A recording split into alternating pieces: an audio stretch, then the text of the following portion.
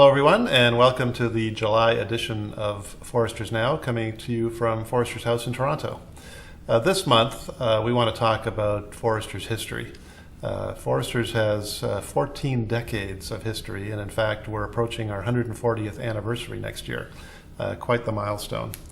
Now, over those 14 decades, Foresters has been quite the pioneer in the life insurance and fraternal industry. And we continue, of course, to honor our purpose as champions of the well-being of families and communities.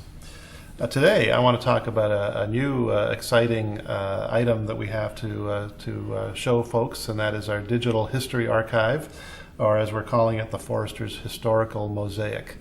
It's recently been placed on all our websites, and it really talks about Foresters history. It's very contemporary, accessible, and quite responsive. So it's an exciting way to really learn about Foresters history.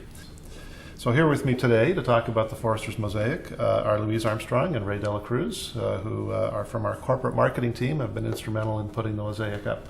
So welcome. Thank you. Okay, Louise, you're a senior writer, and Ray, you're the digital specialist. So we're interested in hearing what you have to say. And Louise, maybe we'll start with you. I understand that part of the inspiration for the mosaic came from the time capsule that we found when we were doing the renovations to our building here. That's right, George. That time capsule contained historical photographs, brochures, meeting minutes, as well as replicas of earlier documents, and really provided a fascinating snapshot of the organization in the mid-60s. When we were looking at those materials, we started to think about the possibility of using modern technology to curate our history over the past 14 decades in a way that would be very visually appealing and accessible. So we started off with the old timeline we had prepared for the 135th anniversary, and from there we found more photos, more milestones, more documents, and put everything together into the mosaic that's now on our website. And the time capsule, of course, is still there on the 22nd floor, so if anybody hasn't been up to see that, please do so. So Ray, the term mosaic, it's a kind of a different way to view Foresters history in a digital format. Can you explain why we call it a mosaic and how it works? We call it a mosaic because it's unlikely any traditional, any timeline out there right now, because it's not in a linear format. Instead, we have an accessible tile or boxes that can be clicked on, and the details and information will pop up, and you'll see photos and videos, as well as other documents. From there, users can refresh the website, and it randomizes everything so that every time the user clicks on it, it has a different experience to it. From there, from desktop to cell phones, this website is very responsive so that it has a different, it fits all sizes. A news feed from our newsroom, as well as our Facebook fan pages and UK Twitter feed in our historical timeline to keep it refreshed and updated all the time. Well, that's very interesting, and I can vouch that it does work on an iPad, and I got Facebook updated Facebook feeds when I looked at it, and it's very attractive. So, thanks, Ray. Thank you.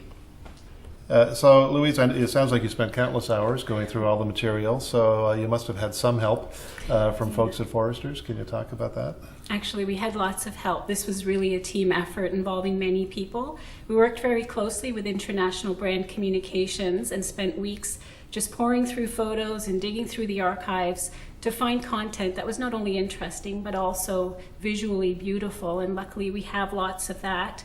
We also reached out to the country divisions and asked them to share their historical moments and photos, and then when we had a working prototype of the mosaic, we worked very closely with legal and compliance and translation to check and double check all the facts and make sure that everything was right. Good, lots of help. So I know you have only been with Foresters, or you were with Foresters a short time before you started this project, so you must have learned a few things. What are some of the highlights that you found very interesting about Foresters history? Well, there were a lot of fascinating points in the mosaic. I think something that stuck out for me was in 1898, Foresters admitted women as members and created companion courts for them. And that was actually unprecedented in the time, so it's a good example of a first.